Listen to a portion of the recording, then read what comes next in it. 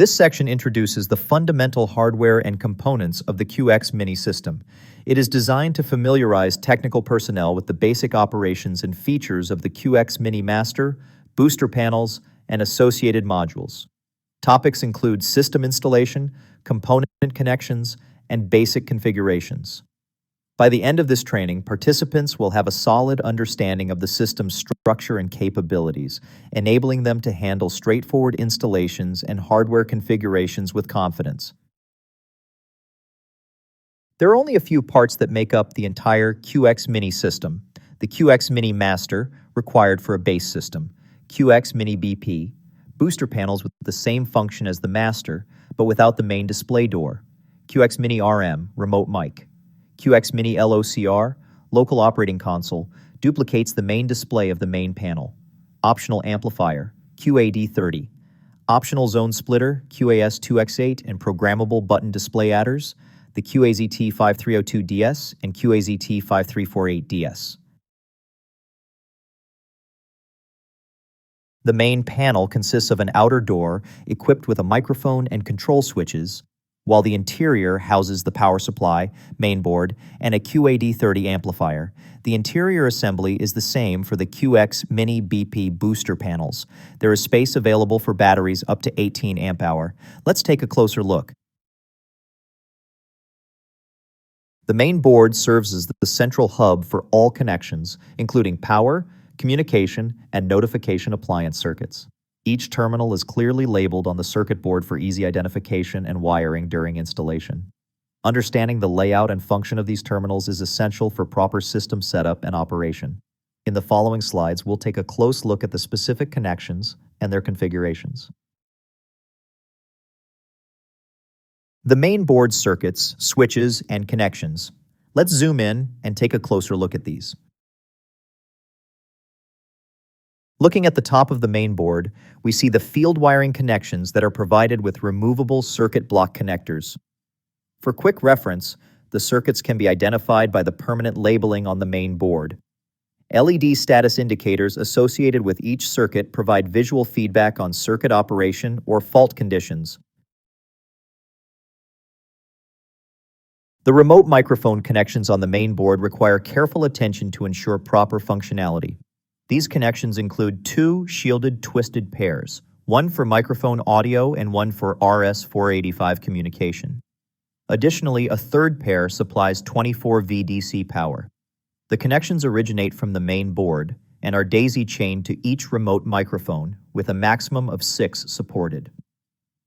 To maintain signal integrity, shield continuity must be preserved, and shields should be terminated only at the main panel. This setup ensures clear and reliable communication across the system. The main board supports 2 independent initiating device circuits, or IDCs, for relay input activation. Each circuit can be programmed to trigger specific zones and play corresponding messages. These connections are configured as Class B and supervised using 3.9K resistors. This method allows integration with external devices or panels, providing a versatile and reliable way to initiate the system during emergencies. The main board features auxiliary contacts that provide remote monitoring capabilities. These form C contacts, which include normally open and normally closed options, can be used to monitor alarm status, AC power faults, and common system trouble conditions.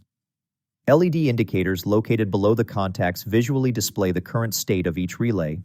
This functionality enables seamless integration with external systems and ensures real-time visibility into the panel's operational status.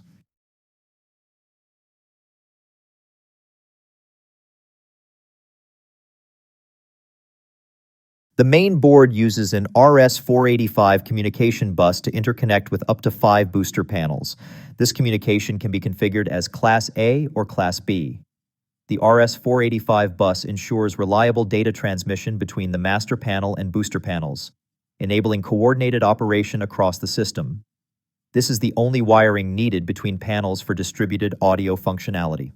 Proper wiring methods and panel addressing are required for maintaining communication and overall system performance. A signaling line circuit connection, or addressable loop, allows the master panel to integrate seamlessly with compatible addressable fire alarm control units such as the Mircom FX400 or FX401 panels. This connection enables detailed monitoring and control of the system, including multi-zone activation and message delivery based on specific inputs. The SLC loop connection can be Class A or Class B, depending on the installation requirements. This advanced feature ensures that the system can respond dynamically to addressable fire alarm inputs, enhancing the overall coordination and effectiveness of emergency communication. The synchronization inputs on the master panel allow integration with external NAC circuits for system activation. Each sync input can be programmed to initiate specific zone activations and play pre-programmed messages. These inputs can be wired as Class A or Class B circuits. For Class B wiring, the supervising end-of-line resistor is placed on the unwired terminals. The synchronization outputs on the master panel are used to transmit synchronization protocols to connected booster panels. Each sync output connects to the sync input of the next panel in the system. In a single-stage configuration, only one sync connection is required, while dual-stage systems utilize both sync outputs. These circuits are wired as Class B and ensure synchronized operation of notification appliances across multiple panels. The master panel's sync output 1 is connected to sync input 1 on the first booster panel. Similarly, sync output 1 of the first booster panel connects to sync input 1 of the next booster panel, maintaining a daisy chain configuration. This method ensures that all panels have synchronized notification appliance circuits. Two-stage systems can utilize sync output 2 for second-stage operations.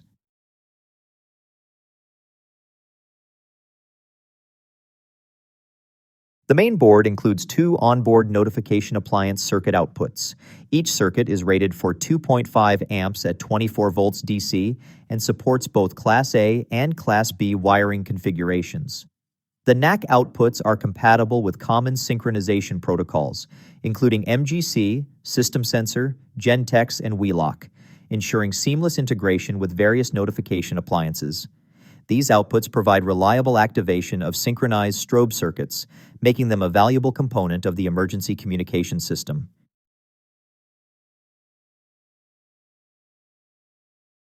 The master panel comes equipped with a factory-installed microphone wired directly to terminals on the left side of the main board. This built-in microphone allows for live paging and announcements to the configured zones. The microphone's connection is integral to the system's operation, ensuring reliable communication during emergencies. The main display on the master panel is connected via a factory-installed 10-pin ribbon cable. This connection ensures communication between the main board and the display module, enabling operators to access controls, indicators, and system statuses. Proper care should be taken during installation and maintenance to ensure the ribbon cable remains securely attached, preserving the functionality of the display. The main board features a USB Type-B port located in the bottom left corner of the main board. This port allows connection to a laptop for system configuration using the MGC ECS configuration application. Through this interface, installers can customize system settings, program zones, and upload audio messages with ease. The main board uses a dip switch bank to set a unique panel address. This address is configured using binary settings, ensuring that each panel within the system has a distinct identifier. Proper address assignment is critical for maintaining communication integrity and avoiding conflicts between connected panels. Refer to the installation manual for detailed guidance on address configuration. The main board includes a reset jumper located near the panel buzzer on the lower left corner. This jumper, labeled SW7, allows for a manual system reset by shorting its pins. The panel reset function is useful during maintenance or troubleshooting, ensuring a quick and effective method to restore the system to operational status. The main board includes two dedicated ports labeled P5 and P6 for connecting amplifiers. These ports are designed to support the QAD30 amplifiers, which mount directly onto the main board. Ribbon cables provide the connection between the amplifiers and the ports, ensuring reliable power and data transfer. Proper configuration of these ports is needed for audio output. The P7 connector on the main board is reserved for the QAS2X8 zone splitter module. This module expands the system's capabilities by providing 8 independently controllable output circuits. It is important to note that the P7 connection is exclusively for the zone splitter module and should not be used for any other purpose. The main board includes battery spade lugs for connecting backup batteries. These connections are used with factory-provided battery leads to ensure secure and reliable power delivery. Properly installed batteries provide backup power during outages, maintaining system operation, and ensuring continuous emergency communication. The panel supports battery charging capacities up to 75 amp hours, offering flexibility based on installation needs. Master and booster panels support the installation of amplifiers and a zone splitter module directly onto the main board.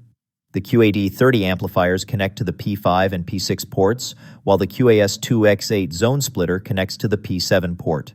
Each amplifier must be configured to match the panel's programming settings, and the splitter allows for independent control of up to 8 output circuits. Ensuring proper mounting and configuration of these components is essential for reliable system performance and scalability.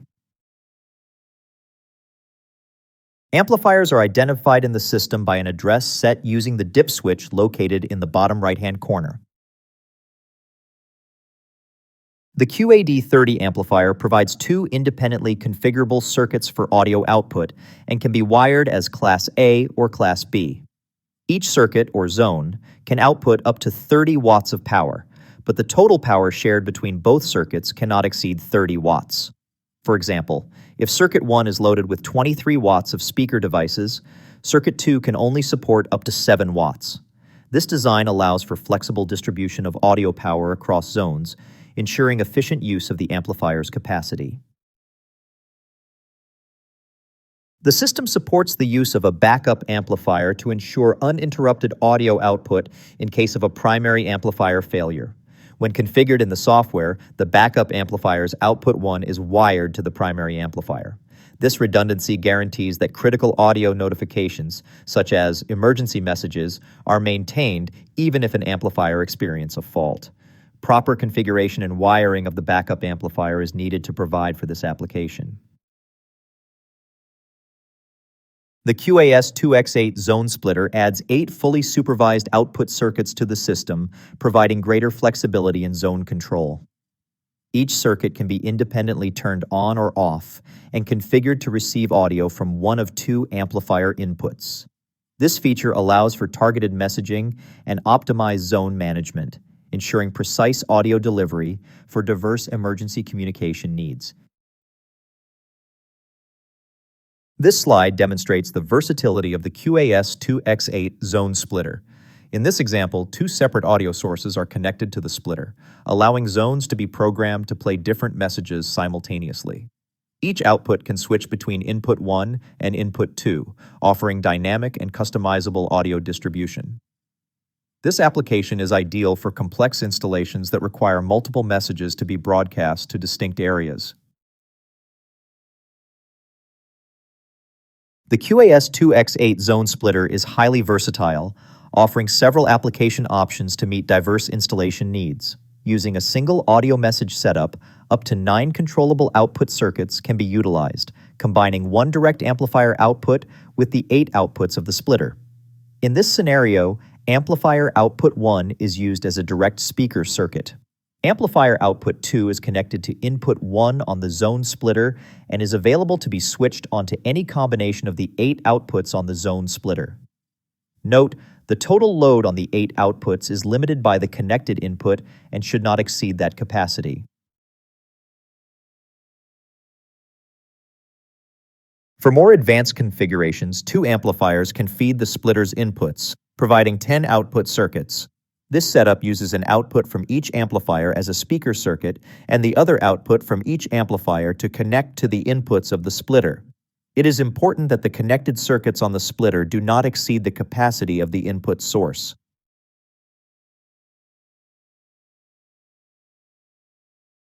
The splitter can also be used in a dual audio message configuration, where two amplifiers provide separate audio sources.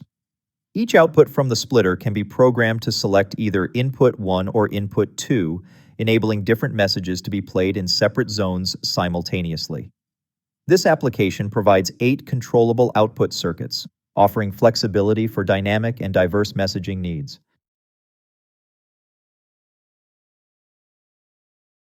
The remote microphone connections on the main board require careful attention to ensure proper functionality.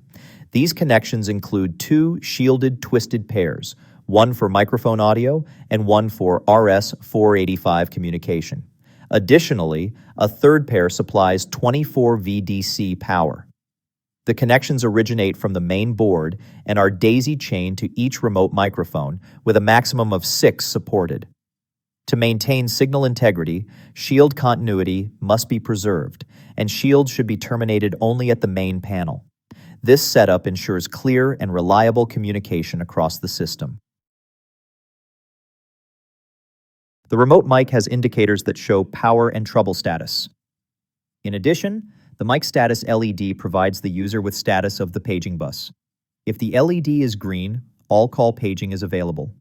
If the mic status LED is flashing yellow, it means the system paging bus is in use by another microphone, and paging is not available until the light is green.